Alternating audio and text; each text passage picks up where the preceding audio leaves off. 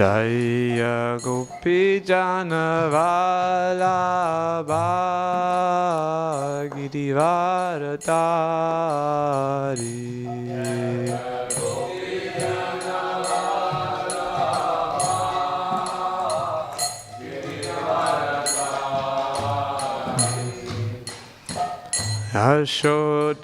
Yashodanandana Brajajanaranjana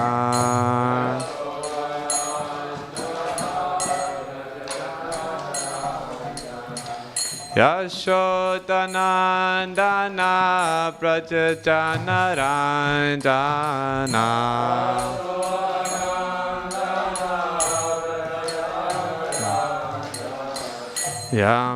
Yamunatira Vanachari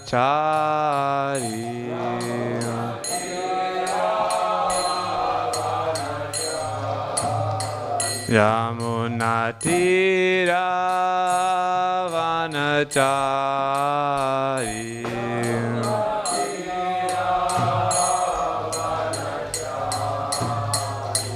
Jaya Radha Madhava Kunjabiyari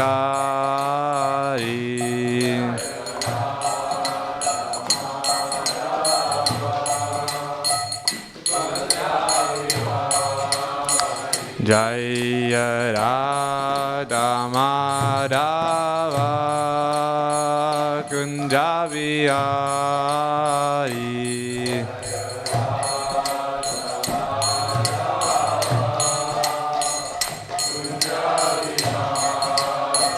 Jaya Gopi Janavalabha Girivaradari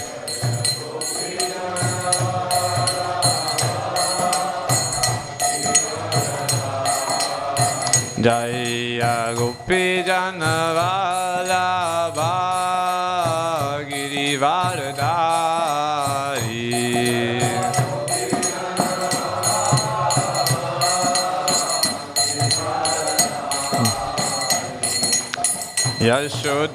Yashodanandana Brajajanaranjana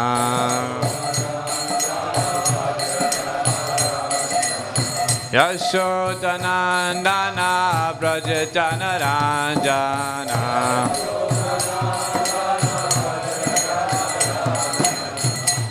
Yamunatira Vanachari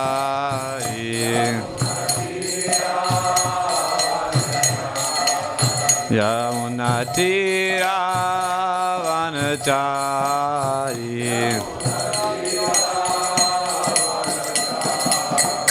Jaya Radha Madhava Kunjabiyari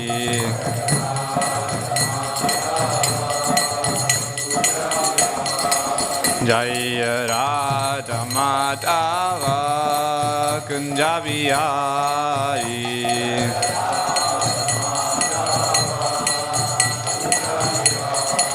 Jaya Gopi Janavalabha Girivaradari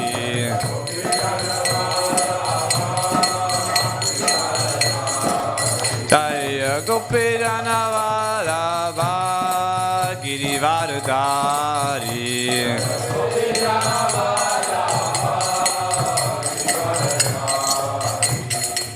Yashodanandana Brajajanaranjana Yashodanandana Brajajanaranjana Yamunatira Vanachari Jaya Radha Madhava Kunjabiyari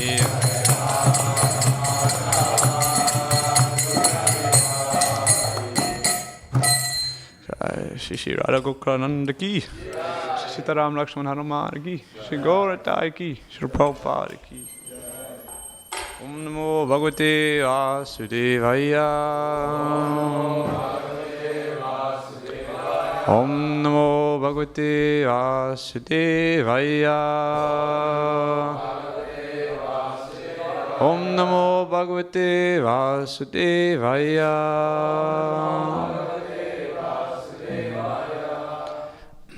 Hare Krishna. We continue our study of Srimad Bhagavatam, Canto 3, Chapter 5, entitled Vidura's Talks with Maitreya. And today we read text 5. Karoti karmani kritavataro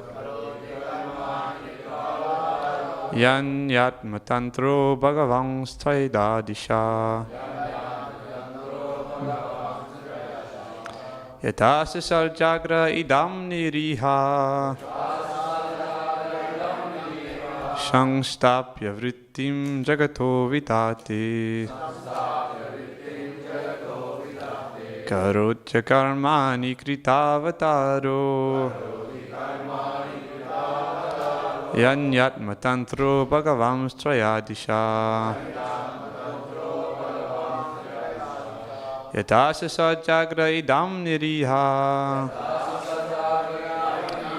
shangstapya vrittim jagato vidati karoti karmani kritavataro yanyatma tantro bhagavam stradisha yatasa sajagra idam niriha sangstapya vrittim jagato vidate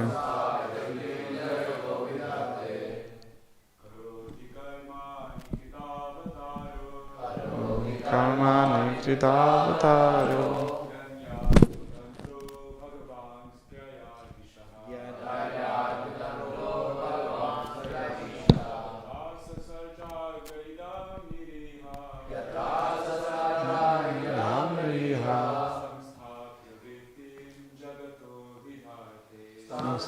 vrittim jagato vidate karoti karmani kritavataro yasvatantro bhagavam straidisha tatasa sajagra idam niriha samstapya vrittim jagato vidate karoti karmani kritavataro yanyatma tantro bhagavam stradisha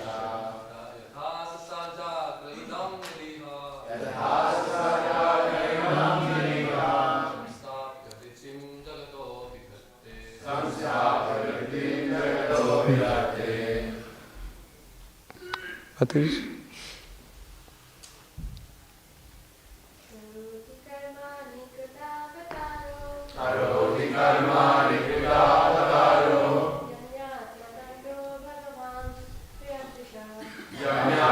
Andro bhagavam stradisha sajagra idam niriha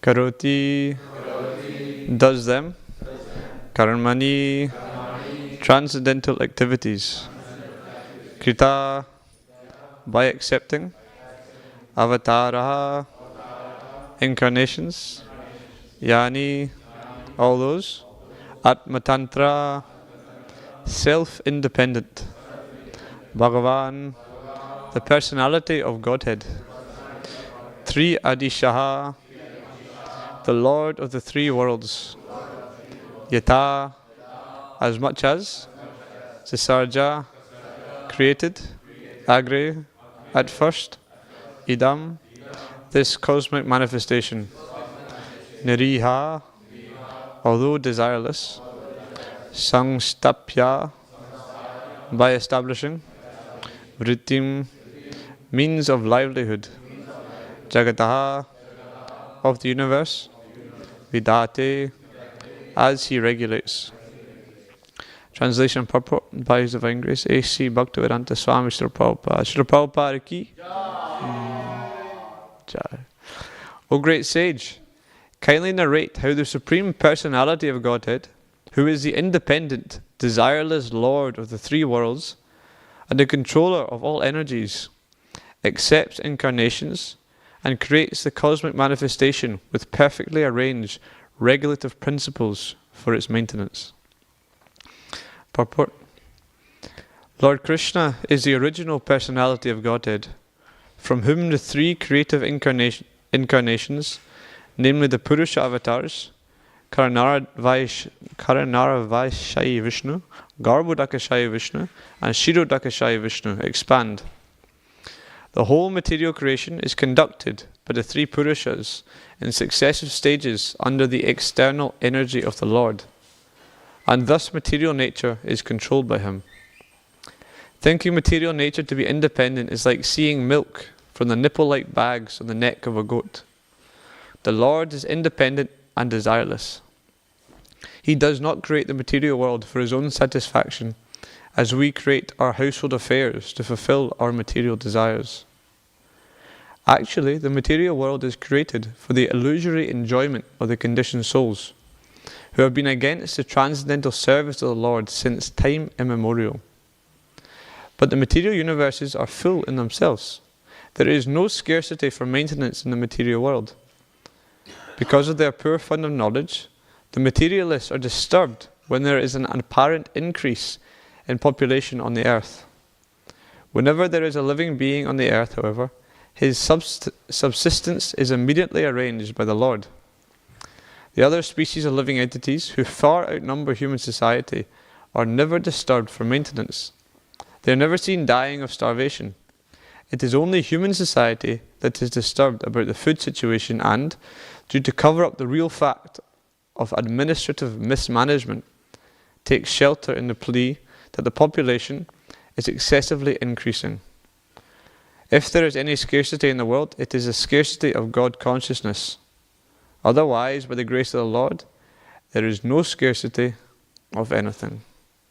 Jai Sri Prabhupada ki. Om Jnanatamrandasya Garanjanasya Rakaya Chakshurunmritam Dena Tasmai Shri Guruve Namah. Shri Chaitanya Manobhishtam Stapitam Dena Bhutale Swayam Rupa Gadamayam Dadanti Swapadantika Vandeham Shri Guru Shri Yuta Padakamalam Shri Gurun Vaishnavamscha Shri Rupa Sagrajatam Sahagana Raghunatam Vitam Tam Sajiva Sadvaitam Savadutam Purjina Saitam Krishna Chaitanya Deva Shri Radha Krishna Paran Sahagana Lalita Shri Vishakam Vitamscha He Krishna Karuna Sindhu Dino Bando Jagatpate Gopesha Gopika Kanta Radha Kanta Namostate Tapta Kanchana Gaurangi Radhe Vrindavaneshwari Vrishabhanu Sutadevi Pranamami Hari Anshakalpa Tarubhyascha Kripa Sindhu Benevacha Patitanam Bhavanebhyo Vaishnavebhyo Namo Namah Jai Shri Krishna Chaitanya Prabhu Nityananda Shri Advaita Gadadhara Shivasadi Gaur Bhakta Vrinda Hare Krishna Krishna Krishna Hare Hare Hare Rama Rama Rama Hare Hare.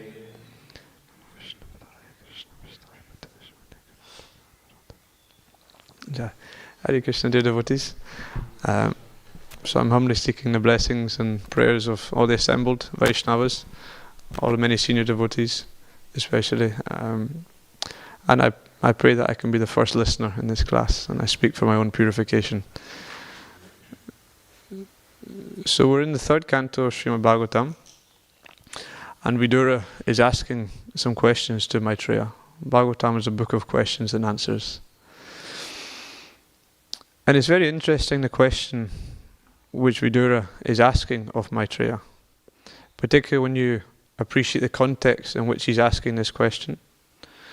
Vidura here, he's asking the Supreme Personality of Godhead about how he's creating and controlling the material world through his Purusha avatars, and how the material world is perfectly arranged. It's a very, very nice question, but if we look at the context, a little bit surprising he's asking questions like this. Because we see Vidura, of course, he left Hastinapur and was travelling through all the various holy places, and he'd come to learn that, yes, the Battle of Kurukshetra had taken place. He'd come to learn that all of Krishna's, the Yadu dynasty, etc., had, under the plea of getting intoxicated and having some brawl, all the Yadu dynasty had actually disappeared. And then so he goes and he's walking and he meets Uddhava. He meets Uddhava on the bank of the Yamuna. And Vidura, he already knows about some of the tragic things that have happened, but nonetheless he inquires from Uddhava. And as he inquires from Uddhava about the well-being of Krishna and the Yadu dynasty, Uddhava goes deep into samadhi, remembering Krishna. Uddhava is also dealing with this intense feeling of separation, but he goes deep into this samadhi and starts describing all these beautiful pastimes of Krishna. If we read the 3rd canto, the first couple of chapters, you get a summary of the 10th canto of Srimad Bhagavatam, as Uddhava is describing all these beautiful pastimes of, how Krishna, how he who's unborn takes birth, and then he grows up in Vrindavan, and the famous verse, Aho Bhakiyam, how can one be more merciful than he who, although he takes the Putana comes to him trying to poison him, nonetheless he takes her milk and he gives him the position of his mother. And so these beautiful verses, and Uddhava is getting deeper and deeper into this ecstasy, and so is Vidura, because they're both suffering from the separation from the Lord. But by hearing the pastimes of the Lord, then this is relieving their anxiety, because the pastimes of the Lord, they're none different from Krishna. And he's going deeper and deeper, and Uddhava describes Krishna's activities outside of Vrindavan, how he kidnaps Rukmini and how he kills so many of the armies of Jarasandha, and all these different pastimes. And then Uddhava continues describing up until Krishna decides that these pastimes are nearing their end, so he arranges for all the Yadu dynasty to take their leave, we could say. And Uddhava even describes how Krishna told him to go to Badrik Ashram. He said, Prabhas will be very messy, everyone's being annihilated, so you should go to Badrik Ashram. And Uddhava says, yes, Krishna told me that, but I couldn't actually do this. Why? Because I wanted to be with Krishna. So then Uddhava describes how, right up to the present time when Uddhava and Vidura are speaking, he describes how he met Krishna on the bank of the Saraswati. Krishna had his back against a small banyan tree and his right foot on his left thigh, something like this. And he describes actually how Krishna looked at him. And Krishna says to him, in the days of yore, I spoke about myself to Lord Brahma. And Uddhava, when he hears this, he gets very excited. And so he begs Krishna, please, my dear Lord, please describe about yourself to me. And actually it's described after Uddhava's pleadings to the Lord, then Krishna explains to Uddhava his paramam shtitim. Now Krishna previously, he spoke these, what was known as the Chatur Shloki, the 4 key verses of the Srimad Bhagavatam to Lord Brahma. Teni Brahma Hridaya Adikavaye, he spoke it unto Lord Brahma. But it's described here, Prabhupada mentions in the purport, that Uddhava actually learns more than what Lord Brahma heard. Because Uddhava hears about the paramam shtitin, the transcendental position of Lord Krishna, which Prabhupada describes means Krishna's activities, what Krishna is doing in Dwarka, Krishna's different relationships with his dear devotees. And so Uddhava is describing all this to Vidura. He says, Krishna told me this. And Vidura is becoming more and more eager. He's already burning the separation. He's hearing about Krishna, becoming deeper and deeper absorbed. And then Uddhava is reaching the climax of what Krishna got to tell him. And Uddhava says, But now Krishna has left, and Krishna instructed me to go to Badrika Ashram. So goodbye. You can imagine Vidura, he's just distraught. He almost got to hear about Krishna, but then Uddhava, he's got to go. And of course there's different reasons why Uddhava went to Badrika Ashram. And Uddhava didn't instruct Vidura in these matters. The external, or one of the reasons is mentioned, is that because Uddhava was seen as junior in terms of age to Vidura, therefore it's not proper etiquette. Vidura is in the generation of Uddhava's father, because Vidura is an uncle of the Pandavas, etc. The Pandavas are cousins of Krishna. So Uddhava is older. But also, we have to understand that Krishna wanted Uddhava to go to Badrika Ashram. So Uddhava had the option of teaching Vidura about Krishna. Now that sounds a fairly transcendental service, to be able to speak about Krishna to another pure devotee. Seems like the perfection of life. But nonetheless, it was not what Uddhava was instructed to do. It wasn't Uddhava's duty. So in this sense, we can see in our own life, Bhagavad Gita mentions that it's better to perform one's own duty, even if imperfectly, than to perform another's duty. And therefore we have to become properly aligned with the desire of the spiritual master. Because the spiritual master is one who has a greater vision of us than which we could come up with on our own. The spiritual master is one who can actually see what it is that we can properly do. And by serving his desire, we become aligned with his desire, then our meanings, our activities actually have significance.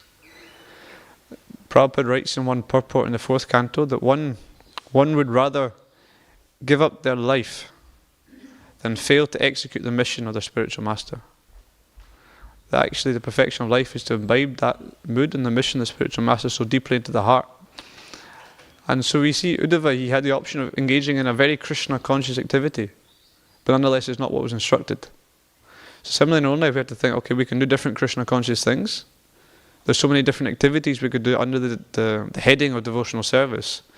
But nonetheless, there's a difference between being in devotional service, doing the activities, or actually fully imbibing the mood of the spiritual master and the acharyas, and particularly the desire they have for us, and therefore trying to serve in that capacity.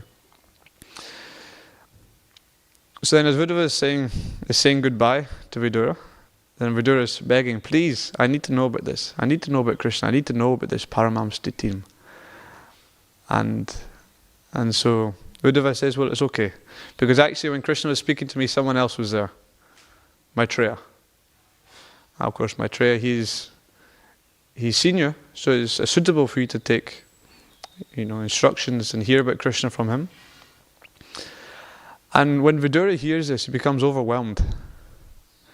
Because he realizes that Krishna's had a plan for him. He realizes that Krishna, even when Krishna was just about to leave his manifest pastimes on this earth, Krishna was thinking of him. Because Krishna was thinking, okay, I want Uddhava to go here, and Maitreya is here, so Maitreya will hear, and Maitreya will speak to Vidura. And so when Vidura realizes that Krishna was thinking of him right at the moment when Krishna was about to leave, he becomes overwhelmed.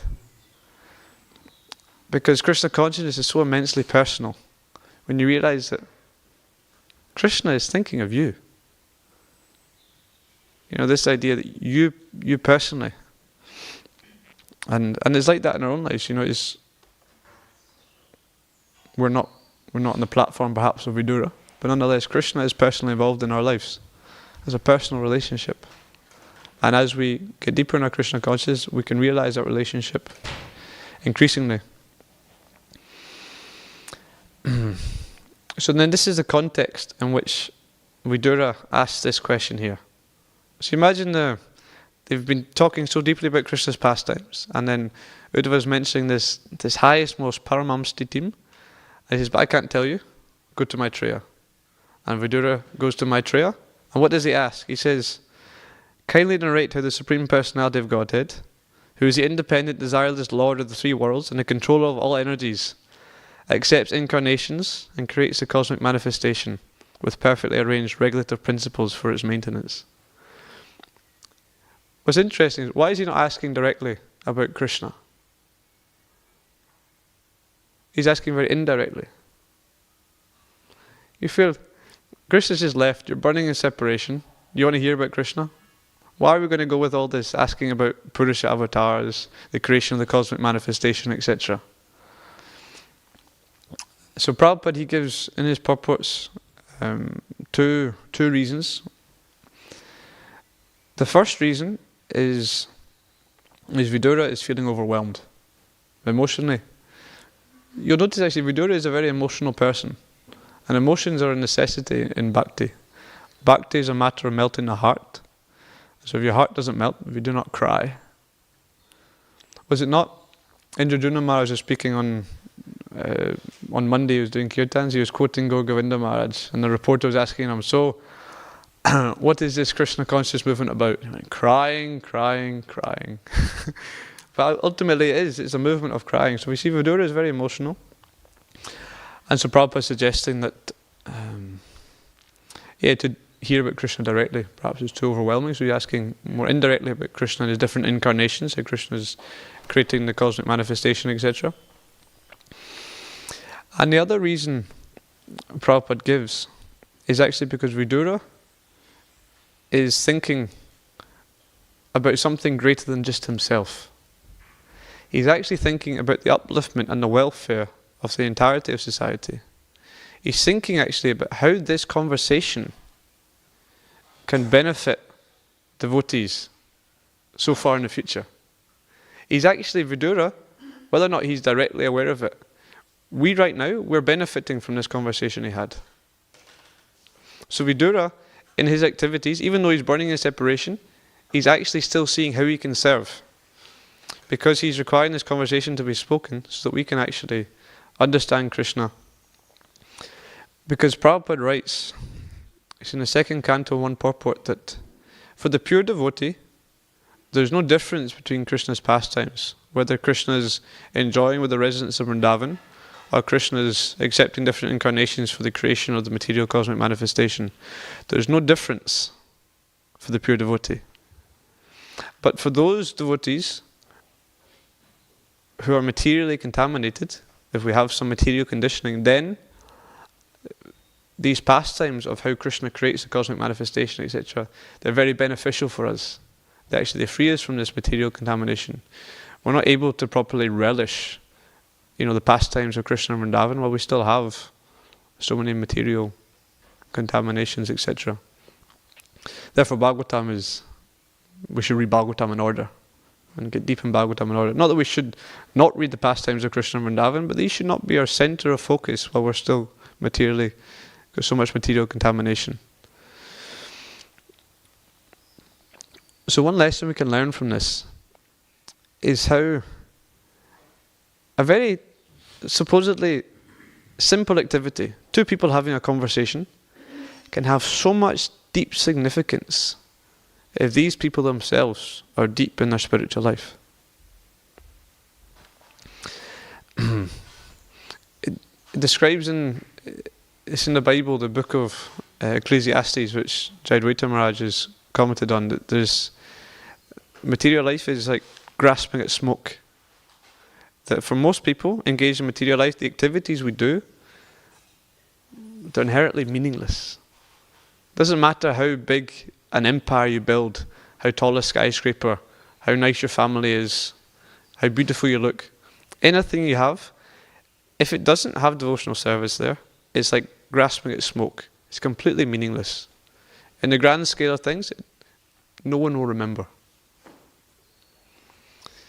But then if one is actually involved in spiritual life, neha bikramanashostis, pratyavaya novidyate, swarpamapyasya dharmasya, trayate mahato bhayat. That the activities we do, they have an eternal benefit. They have traction. But this is not a binary. It's not an on or off switch. No, it's not like I'm completely material and my activities have no meaning, and now I'm spiritual and all my activities have complete meaning. No, we have different varieties of how deep we can get in our spirituality. And so we can see that great sages like Vidura and Maitreya, who are very, very deep, very connected with Krishna, then their activities have immense significance. It's like you go to ride a bike. Two people could be riding a bike, and one person on a very high gear. So they pedal very, very fast, and they don't go very far. Another person could be in the lowest gear. So although they pedal very, very slowly, that bike has incredible power. And so you can see this example also in the life of Prabhupada. You know, Prabhupada is someone who's very deep in their spiritual life. Then Prabhupada can go to Russia for, how long was he in Russia? A couple of days. Meet one person who then becomes convinced of philosophy and starts spreading Krishna consciousness in Russia. His activity is very, very significant. You see, because Prabhupada, he's very deep and he becomes aligned with the desire of the spiritual master. And so the same in our life. I was thinking of my own service, I often engage in distributing books. And so you'll notice you can be you can go out very, very early in the street and spend ages in the street and give out lots and lots of books. But then how much does that actually impact people's hearts? Whereas actually when you actually get deep in your spiritual life, you have a real mood of wanting to serve, then Krishna will send someone who's very eager to hear that knowledge. And so the activity has more significance. Because often it feels a little bit overwhelming. Jai Shri Radha Gokulananda ki, Sitaram Lakshman Hanuman ki, Shri Gauratai ki. Often it can feel overwhelming. Prabhupada wanted the whole world to become Krishna conscious. And, we're the frontline soldiers. We've got to be doing something about that. And of course, it can feel nice here. We're in a temple, and the temple's very busy, but the average person in the world doesn't know about Krishna consciousness. We've got a lot of work to do. And so you start to think, well, how are we going to bring about a change? And the answer is here. If we can actually get deep in our spiritual life, we become aligned to the desire of the spiritual master, then we'll act according to Krishna's plan. Krishna's Ajita. He's never conquered. Everything he does is successful. So we can act according to Krishna's plan. We become proper instruments, and then we'll be successful.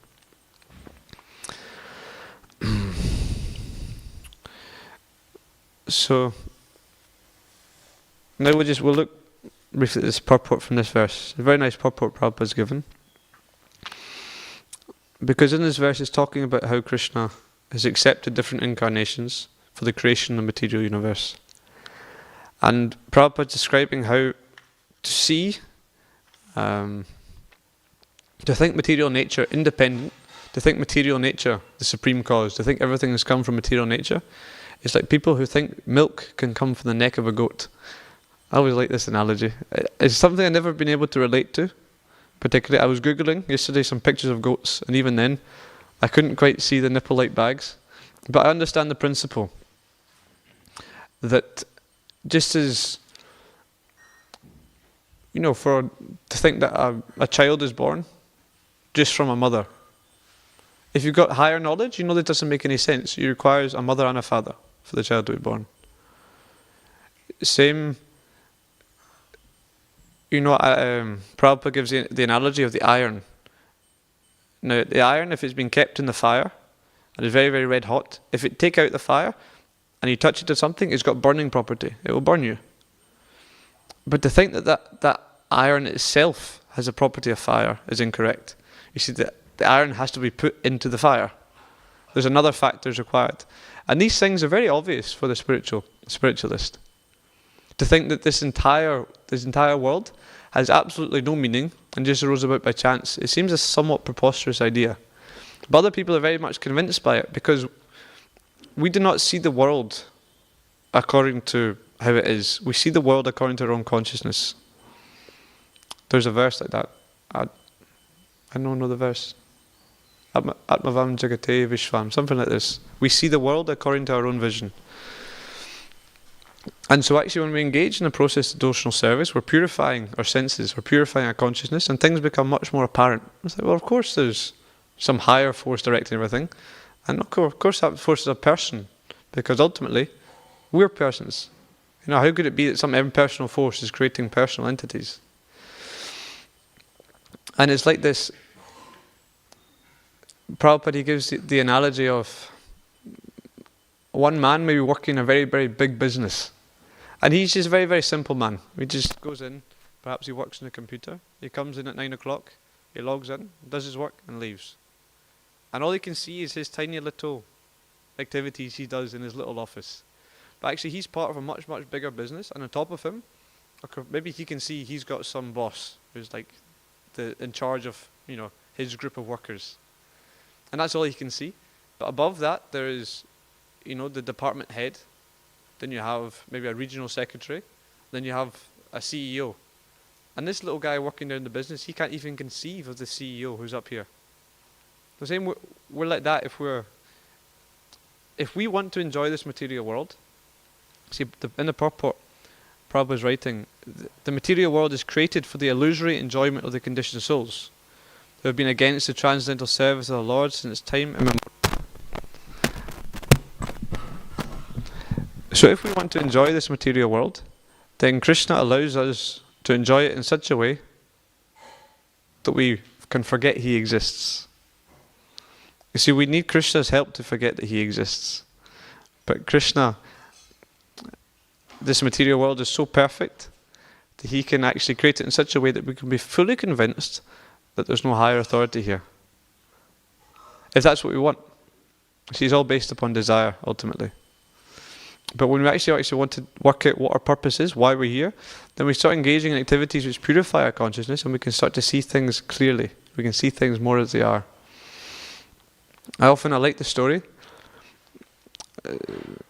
People have heard of Mozart, famous composer from classical music era. So there's one story in Austria. The church had certain rights on the music. Nowadays we have copyright. Someone can't copy music. They had like this back in the 17th century. So there's certain very high quality music that only the church had access to, and it would be sung during the services in the church. And the people who were singing it, they had to sign contracts. They wouldn't share this music with anybody. Because if anyone could share it, then other people would sing it and they would make money, etc. And so Mozart was a very young child. He was about, under the age of 10. He went to that church, very fancy cathedral, listened to the music one time, came out and wrote everything down. It's somewhat inconceivable, but for someone like him, who perhaps from previous life has been very advanced, and maybe he was in Gandharva in his previous life, who knows, he can actually see that reality in a different way. See, for other people, they just go, they hear some sound, and then it's gone. But for him, he could actually see it and perceive it in a different way, so that he could actually transcribe everything, so that later it could be reproduced. So it's a different level of consciousness. So same like that, when we get deep in our spiritual life, then we can see reality as it is. Prabhupada had a meeting with some of the senior GBC men, and he looked at them all in this very intense stare, and he said, "So, are you convinced?" And they just left it in silence. They could feel the silence as Prabhupada's looking all of them in their eye. Are you convinced? And then Prabhupada said, preaching means to be convinced. Preaching means to tell things as they are. They're simply, you're describing. You're so... There's one sense when we repeat what we hear. Okay, we're not quite sure what things are like, but we repeat what we hear. This is good. You just repeat. We don't change. Then what we're repeating is bona fide. We say Krishna is the Supreme Personality of Godhead. We might not have realization of that, but we're repeating what we've heard. Therefore, it's bona fide, and we tell someone they get benefit. But it's a different level of preaching. It has, like we were saying before, it has more significance and more meaning when one's actually very realized of that, when one can actually perhaps perceive their relationship with Krishna, and then they're telling someone Krishna is the Supreme Personality of Godhead. When many people listen to Prabhupada memories, there's examples when Prabhupada look at them in the eye and say, "You are not this body." And something would click. They might have heard it so many times, but then something would click because someone who's on that platform is sharing that information. So perhaps to summarize this class, we have a need. Initially, we have to understand what the desire of the spiritual master is for us personally. Just as Uddhava, Krishna wanted Uddhava to go to Bhadrakashram. So we have to understand what that desire actually is, and then we have to become deep in our spiritual life, actually connected to the holy names, so that our activities have real significance. And in this way we can be of service. So perhaps if there's some questions or comments from the devotees, Jai Antaranga Prabhu, please share.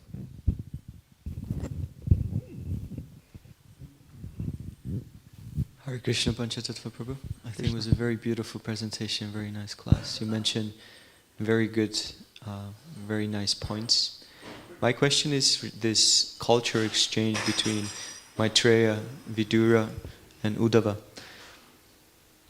If we put it in comparison, Shaunaka Rishi in the first canto of Srimad Bhagavatam explains what is, if someone is senior to you, and he gave 3 levels of explanation. He said, someone is senior if he's older, someone is senior if he's initiated sooner than you, and someone is senior ultimately if he has more spiritual advancement than you.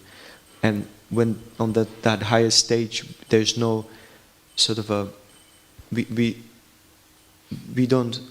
just observe the highest spiritual seniority as the topmost, and that's why Shukadev Goswami was speaking in front of Yamaraj, in front of Brahma, in front of Vedavyas, in front of Narada Muni, and so on.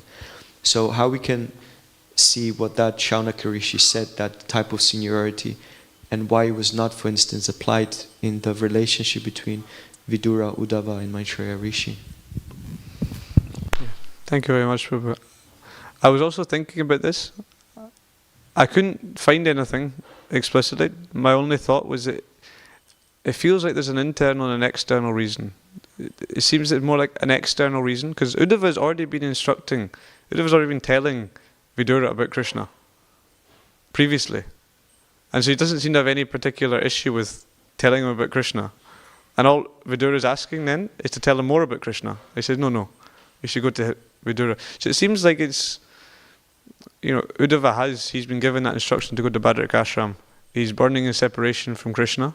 And all he has is that one instruction. And so he's taking shelter of the instruction. And it seems it's clearly Krishna's plan that Maitreya was also there to hear this knowledge and share it. But regarding the actual seniority, personally, I've not been able to find anything that is saying as such about that. Thank you. Yes, Prajna Prabhu.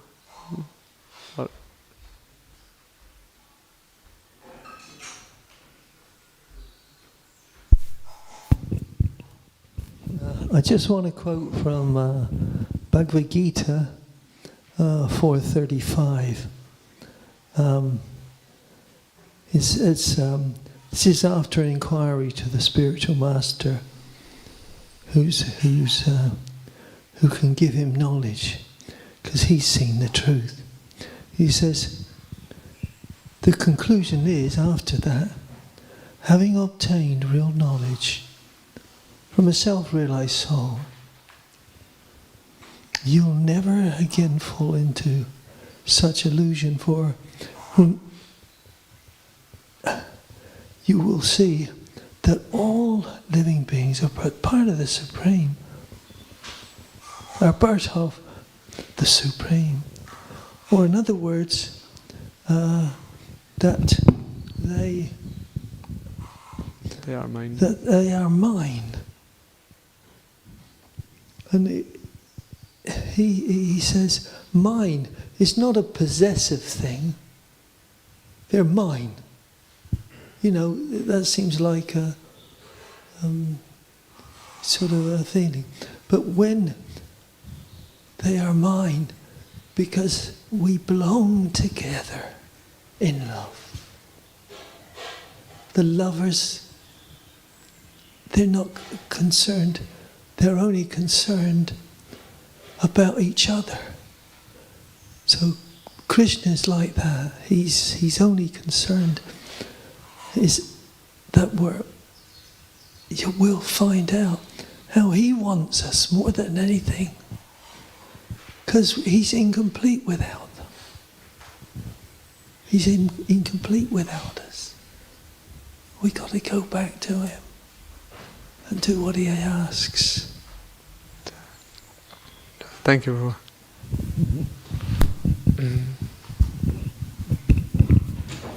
Rasananda.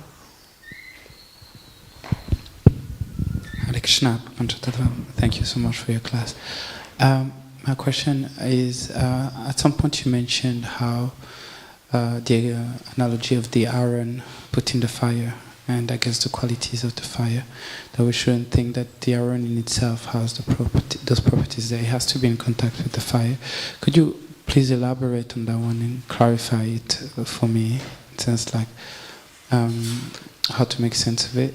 And also, because I've heard another analogy that within the wood, fire is already there.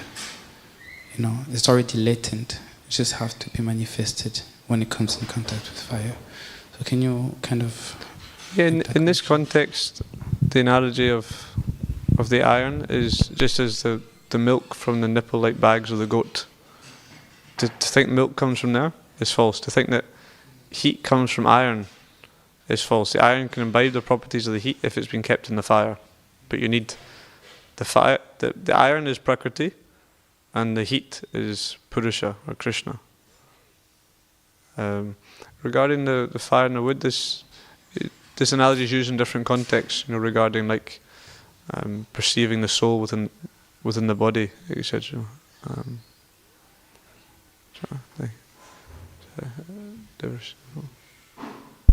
Hare Krishna.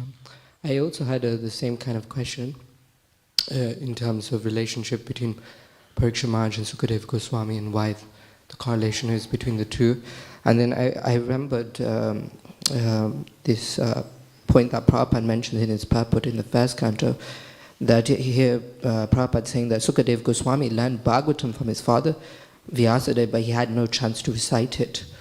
So I'm just meditating that also Maitreya Muni, the whole reason why he was there just to learn the science, because that conversation between Uddhava and Krishna wasn't just meant for them, it was meant for Maitreya Muni. He was a third person, he had mixed devotion, he didn't have unalloyed devotion, he had karma, jnana, Prabhupada mentions. So I feel like that's the same thing for Maitreya Muni, that he was the person selected to speak that. Although he had the science, he also didn't have a chance to recite it. So then it makes sense that Sukadeva Goswami was chosen to recite it, and Maitreya Muni was there to recite it. I think that's one point I can say in terms of Antaranga's questions. Yeah, we can, both by Shravanam, by Kirtanam, we can reach perfection. So, but even right now, I'm in front of so many senior devotees. Nonetheless, I've been asked to speak, but I'm getting very purified by speaking. So that there's benefit on Krishna consciousness is win-win situation. So Srinivas Prabhu. The example of the wood in the Krishna book is given. Lord Vishnu is like the fire, and from the wood the fire comes out eventually, but on its own the wood has no benefit. The fire is the real thing we need to take shelter of. So Lord Vishnu is like the fire. So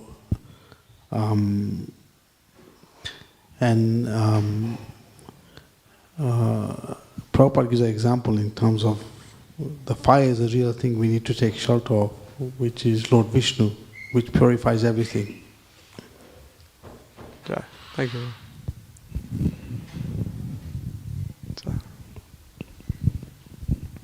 Hare Krishna, thank you for the class. You were mentioning how Krishna is thinking of us. And so just the question is, we understand that Krishna is fully absorbed in Goloka Vrindavan, he's fully absorbed there. So how is he still conscious of us? Like, just wondering in what way? Or That's a nice question. It's described the Bhagavad Gita, Madchita Magata Prana, Buddhayantas Parasparam. The the thoughts of my pure devotees dwell in me. And then so we may think, that's fine, I'm not a pure devotee. But we're very fortunate because we take shelter of the parampara. We take shelter of a pure devotee. And Prabhupada says the secret to success in spiritual life is pleasing the spiritual master, receiving the well-wishings and the prayers of the spiritual master. So if we can please the spiritual master, if the spiritual master is then thinking of us beneficially, then this is the beauty of parampara. Then Krishna will also be in that way.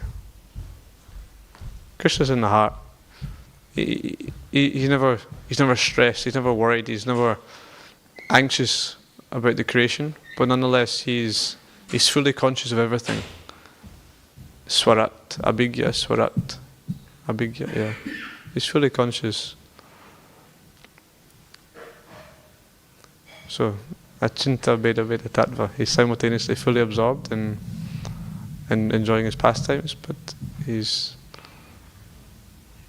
wanting to enjoy with us as well. Maybe other devotees may want to comment on that. Yes, Srinivas.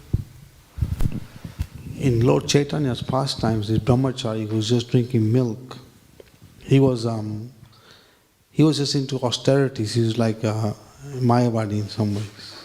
But so Lord Chaitanya asked him to leave, and Srivas Thakur hid him behind the curtains because he wasn't feeling ecstasy.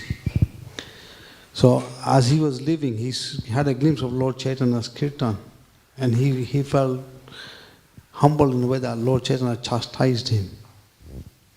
That for his austerities, he said, he told Srivas Thakur, just drinking milk one can achieve me? Is it so easy that one can see my kirtan just by drinking milk? So as the brahmachari was leaving, Lord Chaitanya called him back. He asked Srivas Thakur to call him back. And then Lord Chaitanya told him, don't be part of your austerities. Because Lord Chaitanya could understand that if he didn't call him back, he would leave. And Lord Chaitanya could understand he had a humble nature. He changed his mood. So in this way, Krishna knows everything. Krishna knows everything. So, thank you very much. Okay. I think we best stop here. We've gone over time. Jai Shri Prabhupada ki, Grantaraj Srimad Bhagavatam ki, Jai Gaur Premanande. Ananta Koti Vaishnavrinda ki, Jai.